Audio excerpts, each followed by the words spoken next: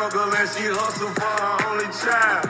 Let's just say that they just claim to hold it down. Let's just say that. Let's just say it's a lot of pain behind the smile. You won't catch me with my head down. Know you like that shit. Niggas see me and got their hand down. Know you don't like me, bitch. Niggas always talking slick and see me, they be nice. Yeah, we back for another collective conversation. It's your boy Solo in the building, Mr. Jermaine Hall, and I got with me my special guest. They call him Mr. David M. Boy, baby. Welcome. I want to shake your hand every chance I get to, because it's all love. You understand that, man? Yes, sir. How you feeling today, sir? Oh, man, I'm feeling love. I'm feeling blessed. I woke up. That's what we did first. Man, there are 10 things that happened to me today that, just... First thing was I woke up. Mm-hmm. Second thing, man, I woke up. Third thing, man, I woke up. Man, I could just keep going on and on and on. Y'all don't understand what being blessed feels like. Hello. Can't nobody tell my story except me. I'm going to tell my story just like that. I woke up. The right way, anyway. Man, what you said. The right way. Hey, so like he said, he's blessed, I'm blessed, you know what I'm saying? Things are good. So we're checking in, people. We hope that life is going your way today. We want to tell y'all, first and foremost, you're loved. If nobody told you today, we love you. You understand me? We love you. Thank you for checking in. Today we got episode 2 of Collective Conversations, and it is entitled Image Over Reality. Image over reality. This touched me and pretty much brought me to wanting to talk about it simply because I see a lot of impersonation. I see a lot of suffering behind the faces of people who somehow feel forced to be something they're not, and those that actually conform to being something they're not, and they don't really accept the reality of their perfect selves. And when I say perfect, I don't mean without flaw by human nature. I mean your gift, who you were put here to be, is what this world needs. That's the reality of things, is that I value the gift that you were given. Now, you finding that's not our responsibility. You honing in on those skills, again, not our responsibilities. But we are appreciative when you find yourself. You agree, bro? I totally agree. Okay. So there's benefit to the standpoint of you actually finding who you are and displaying who you are and putting yourself out there for the world to see. Now, I've always been one to follow the tenet, show yourself as you are, not who you present yourself to be. Big difference in that. You can present yourself all day. You ever heard the phrase of putting a tuxedo on a pig? No. Enlighten me. Somebody said that to you? Oh, man, I used to hear it all the time. Man. They ain't doing nothing but putting a tuxedo on a pig.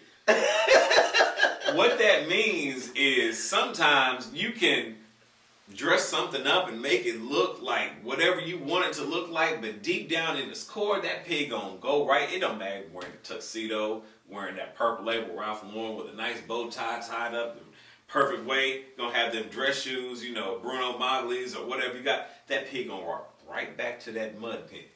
So basically, roll around in that mud and do exactly what that pig knows what to do. You know what that took me to? What's that? It took me to the thought of, I don't want to make it gender specific because it's been both ways in my life. People that put on perfume or cologne and ain't washed their ass in days. That's what I thought about when you were telling me. When you're trying to cover something up. Cover it up. Well, okay, maybe that's what we're talking about here. That's exactly what we're Are we trying to put a face on success? Are we trying to put a face on our achievements and our accomplishments, but that face is not who we actually are? That face is causing you to suffer because you haven't seen you in so long. That's the issue I'm having. Is that some people are willing to absolutely inflict it's self-inflicted pain because they've spent that amount of time outside of their own reality. I told a friend of mine, she's a real good friend of mine, I said, listen, I don't care how far my dreams take me and how successful I get because I will be successful. I don't care how far I get. I need you to have this number. I'm not changing it. And I need you to call me and keep me grounded. Because she checks me. She checked me hard. I get into my ego and I get into my prideful moments. She humbles the hell out of me. But it's only like that because we built a rapport over the years. It's only like that because I respect her honesty. No, we haven't always agreed. But that's the best part of it. Yeah. Is that it's not a yes man or yes woman. You know what I'm saying? It's a real deal. She celebrates my W's. She also tells me, you on bullshit today. And I'm sick of it. That ain't how your mama raised you, you know? Well, Things of that name, or your dad didn't teach you that. You know what I'm saying? I appreciate that because my reality is not lost when somebody can say, okay, we celebrated your W's, but now you out of character. Maybe because when we get a certain level of success, we imagine that we're going to have a lot more people that actually support us, when in actuality, it's not people that support you. Those are people that support your success. There's a big difference in that. You know, somebody can support you, which means they're supporting you in your times of plateauing, at your times when you're at your zenith, but they're also supporting you when you're in your valley.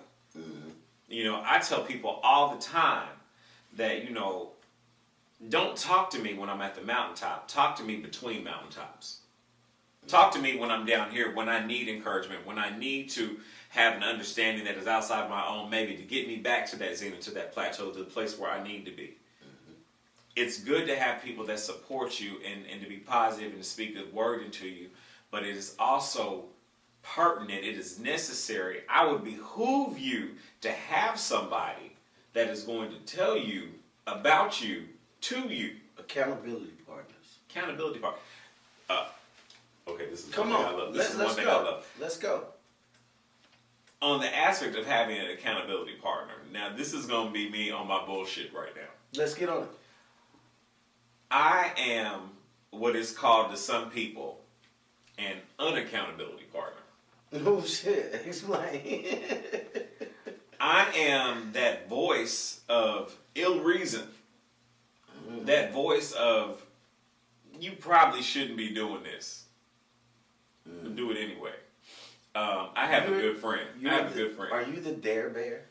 I don't know if I'm the dare bear as so much as I am the I don't care bear. You do care though. D, I known you for a long time. There's a difference between being cold-hearted and being warm and heartless. There's times where I am just warm and heartless. But I accept that. For your own amusement or by nature? Is this just who you are? We discussing nature and nurture. I don't want to get into all that. I want to get into everything. We got time. I have a friend that she goes through so many things. Like sometimes she can't really deal with the world, so she retreats every now and then. And so what I have to do is I have to call her. I was like, hey, you ain't called me lately. What's going on? She was like, well, I just need some time to myself. I'm like, okay, listen here. I'm going to come over. We're going to light one up real quick, and we're going to have a good old time. You know, I'm not going to let you retreat all the way. That is accountability, but at the same time, it's also unaccountability. You're impeding on her process. Her process don't work? Because I enjoy my me time. I do that because she asks me to do that. Okay, never mind then. I do that because there are times where she knows that she's gotten into a place to where she can't fully function in the world and she needs somebody to bring her back out. Gotcha. And sometimes that calls for us being unaccountable. Well, how you say that, Dave? I'm glad you asked. Sometimes we need that chocolate chip ice cream. Yeah. But I'm on a diet right now. I'm doing intermittent fasting, and I'm like, if you don't go to the refrigerator and get that mint chocolate chip out, we're gonna sit here and binge watch Friends for a little bit. We're not gonna discuss the things that are going on in the world right now. I don't care about politics. I don't care about Trump. I don't care about this, that, and the third. What we're gonna do is we're gonna sit here and we're gonna eat our feelings. We're gonna do what the hell we want to do. We're gonna do what the hell we want to do, and that to some people may be unaccountability. But that is, when I say I'm an unaccountability partner, that means that is also part of being accountable. You're saying, well, really it's more accountable than unaccountable because you're willing to defy the restrictions and limits she put on herself in order to heal her.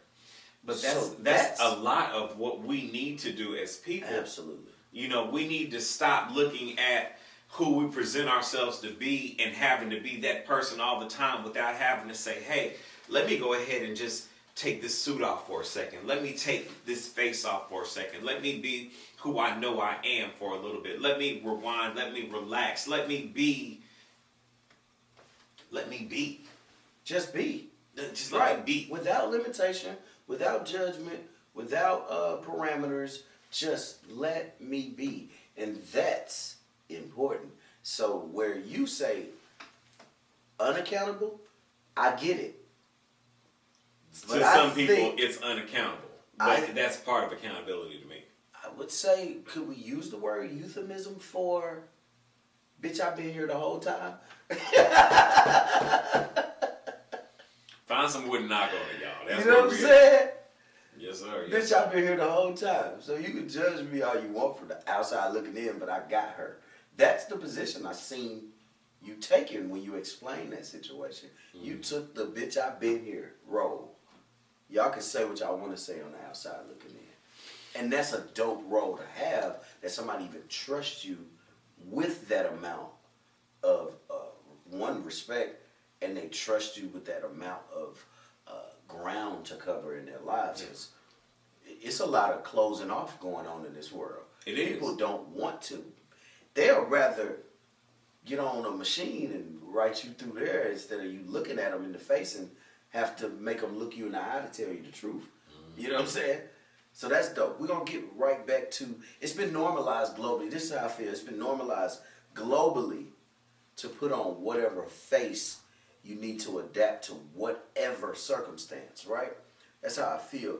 How would you feel if I asked you, let's say I'm the millionaire, I'm the multimillionaire, and I approach you and I ask you, hey, David, I love how you compliment me on the show, whatever. I want to give you X amount of dollars. You totally agree with this number, by the way. You're wowed. Let's just say that. You're wowed by the number. And I say, but I want to send you to the doctor to bleach your skin. I think more people are gravitating to the lighter type people. Or can we get some more makeup to lighten you up a bit? Are you taking this money for the image that I need to sell over me saying, hey, I just need David? Like, I asked you for David, but then I want to alter everything about the appearance of David. If it were your clothes, I get it. But can I alter your skin for this money? Am I buying up or am I selling out? I think that's a question you have to ask yourself. When you deal with something just as like the situation you described, like, what are my morals? What are my ethics? What are the things that I'm willing to let go in order to achieve set objective? Last episode, sacrifice. I didn't want to say it, but there you go. If you didn't see it, message. You should. You should see it. Go back and look, and then come back and hit the comment. Yeah, then come back. But what you're saying is, how do we figure out what things we're willing to compromise, sacrifice, and let go in order to achieve our means to an end? What is the worth? What is the value? Value versus worth. Some people view, $0 as priceless. Some people view $0 as worthless. What are your values? What is your number? Some people don't have a number. Some people will say everybody has a number. I heard multimillionaires say it so many times. Everybody has a number. That's the world you live in. Because what my mama taught me is my soul is priceless. So if I put this money in front of my soul, I lost everything. Mm-hmm. Since that's once that number's been achieved, what comes afterwards? More money. More money. It's not even greed at this point. It's goals. Some people look at it as greed, depending on how you act with the money. But I'm telling you, the type of chips I'm after, this is a great amount. Mm. However, my intent for the great amount of money has nothing to do with me. See, What I want out of the money is not to spend the dollar for me. Yeah. It's going, oh man, I don't even want to get into how big I want to reach and touch, others and help the masses in certain areas that will actually help. Because I personally know for myself, I had to learn this hard lesson. Mm-hmm. Putting a lot of money in one person's pocket does not help them all the time. Sometimes it puts them in a deeper hole because now you've just enabled that person. But another spinoff, another day. Right now, globally, it's normalized to put on a face for circumstances that whatever person may feel is important. Some people go to the job, I got to put on this supervisor face, be tough. How come you can't be your quirky, goofy, but firm and intelligent self at work because of your position? Because society has shown us that traditionally people of color, and this is just going to be one avenue I'm coming down on this, people of color are not in those positions. We're not groomed to say, or we're not groomed to think that people like us are in positions like that. You mean history shows, because we just got a colored vice president. Yeah, but is that the rule now, or is that still the exception? I'm just speaking in current time, so they know this video ain't old. Oh, of course. But I put it in terms like that. I guess I meant we to say see that history shows so that they understand the longer lasting effect has been history. Nothing's changed.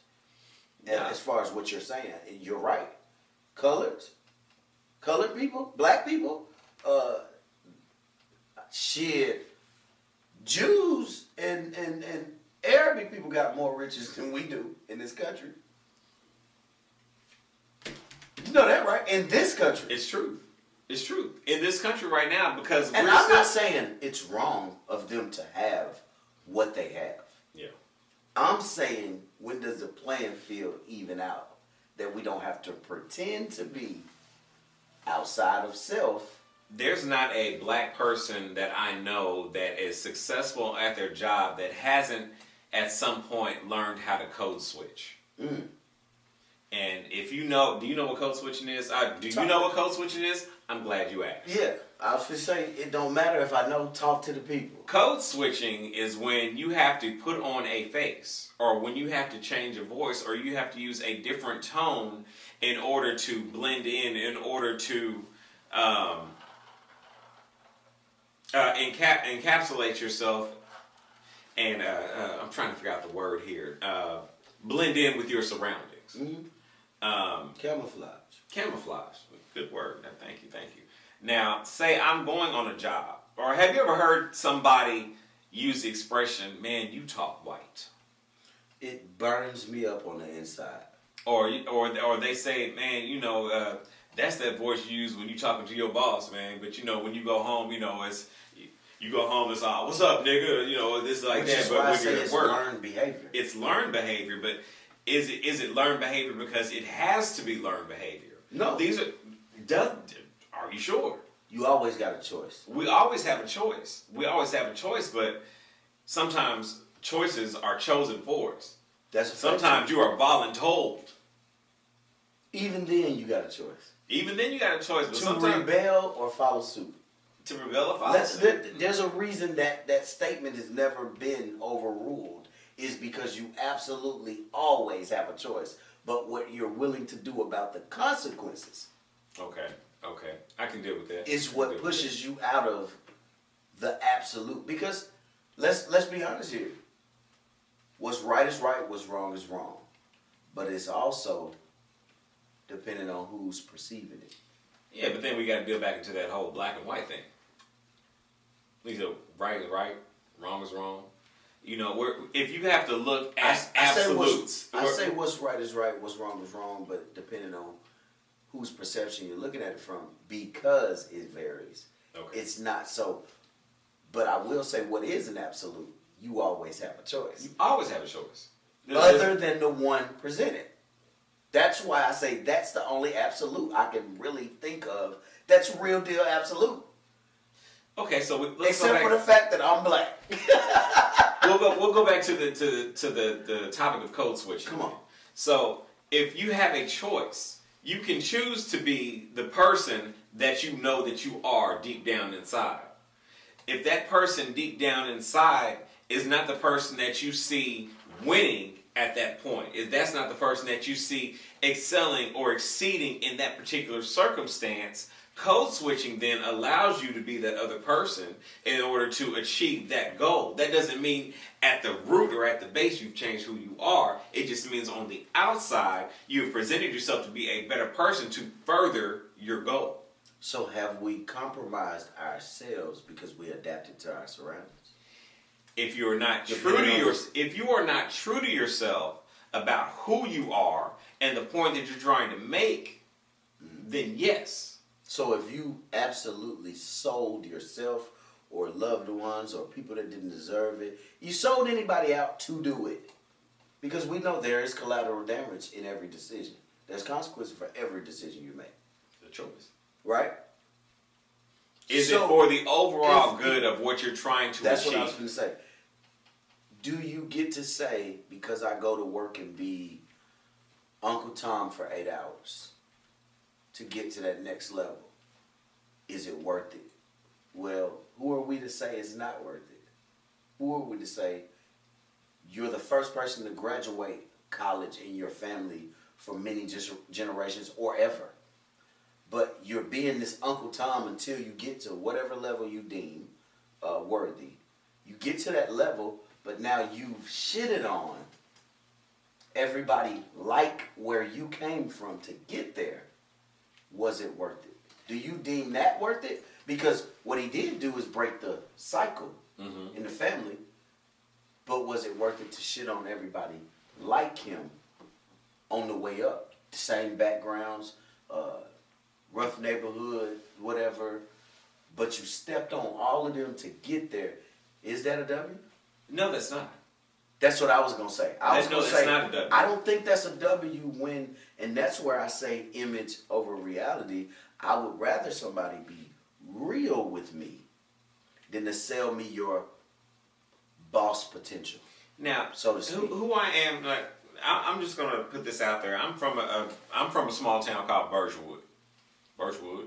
And that's a joke. That's a joke for everybody. But joke. That when we say a small town called Birchwood, it's a neighborhood. It's a neighborhood, but what I'm saying is that we are perceived to be a certain way. We always have been. If somebody says that they're from Birchwood, they're perceived to have been a certain way. They perceived to have done certain things in their life, and that's not necessarily Hold on, wait true. a minute. I'm not from Birchwood, but I spent many times in eons over there, and we did those things that people said we were doing. So let's be clear here. Okay, we'll be clear. Some of us did, some of us didn't. I was going to say everybody was not involved, but those rumors were not lies. No, they're not rumors either. It's just so happened they lump everybody in. Yeah, exactly. When shit go down. Some people were part of this group, some people were part of that group, but everybody, if you're from Birchwood, you carry a certain, to some people, stigma. Still do, yeah. About, who you are, where you're from, and, how hood you are, or whatever. I taught for so many years, and I used to tell somebody, I said, Mr. Boy, where are you from? I'm from a small town called Birchwood. Mr. Boy from Birchwood, oh, he gangster.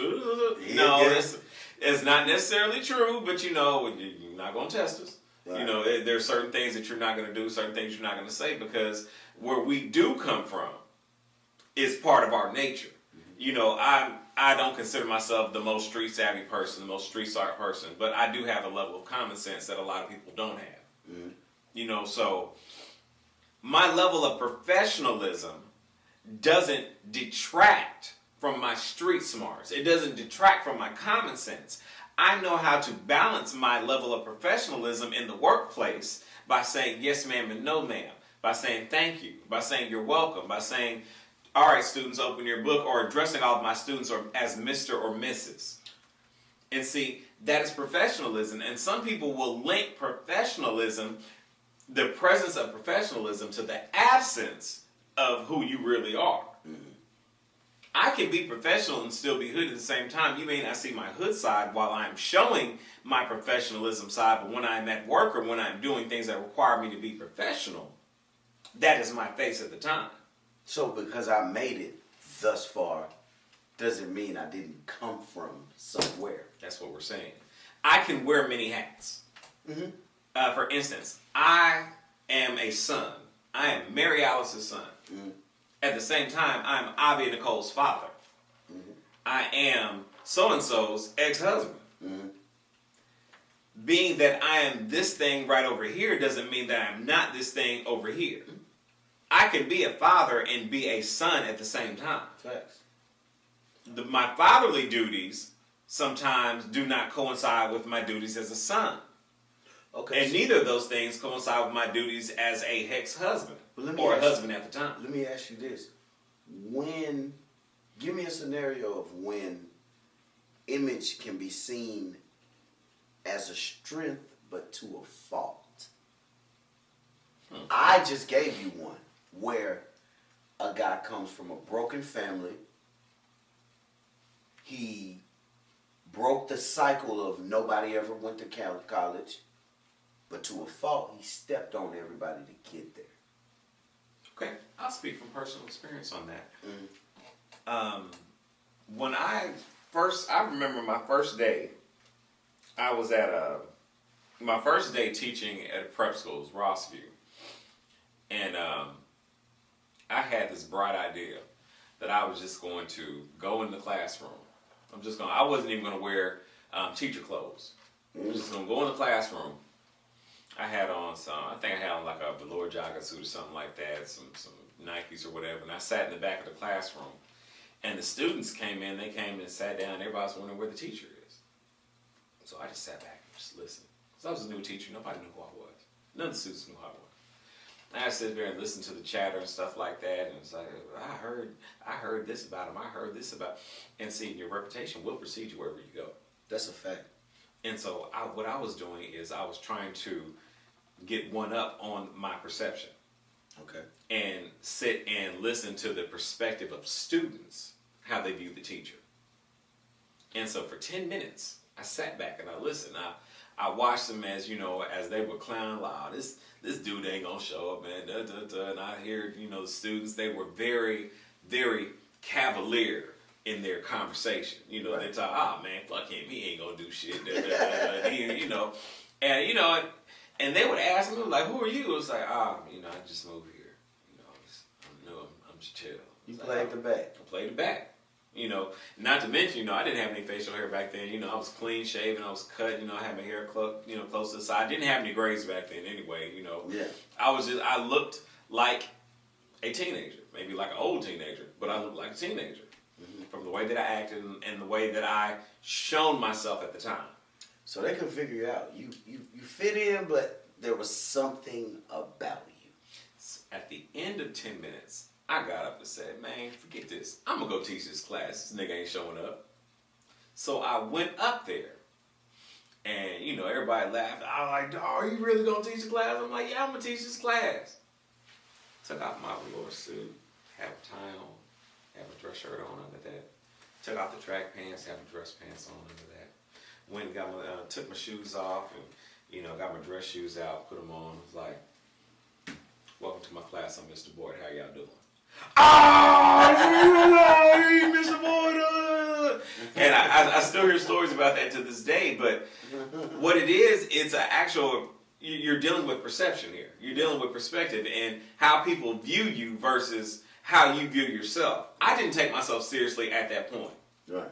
And I blended in and I was one of them. So throughout the year, I was able to relate to them on certain aspects. Fact. It didn't help. I know I would have came to talk to you because you made an impression that's a very lasting one, obviously. And I tried to. I was the only black male teacher. I was the only black full-time teacher. I was the only black full-time on staff at Rossview the year that I started. there was another. Welcome to being black. Welcome to being black. And one thing about that is when I was there, a lot of people don't know this, but some of the teachers would bring their students to me because they couldn't deal with them in the class, and they thought Mr. Boyd would be able to handle this. Mr. Boyd can talk to them. Mr. Boyd, maybe he can get through to them because I know he gets through to them. Did you ever try to fool him and say, I ain't got no kids? You want to say that? Do you remember? Do you remember Charles Barkley said he had a commercial back in the '90s that said, "I am not a role model." Yeah, I remember that. And we're still talking about faces. We're talking about perceptions, perspectives. We're talking about your images in the workplace. I didn't have the opportunity to say that I was not a role model. I did not have that choice. We were talking about choices. You can choose this, you can choose that. I did not have that choice. What happened was the teachers would bring their students to me. Yeah, I could have chosen to say, hey, they got assistant principals for that. I'm not an administrator. But at the same time, what does that say about me if I don't care how this student is going to be treated? Facts. You had to lead by example. I had to lead by example.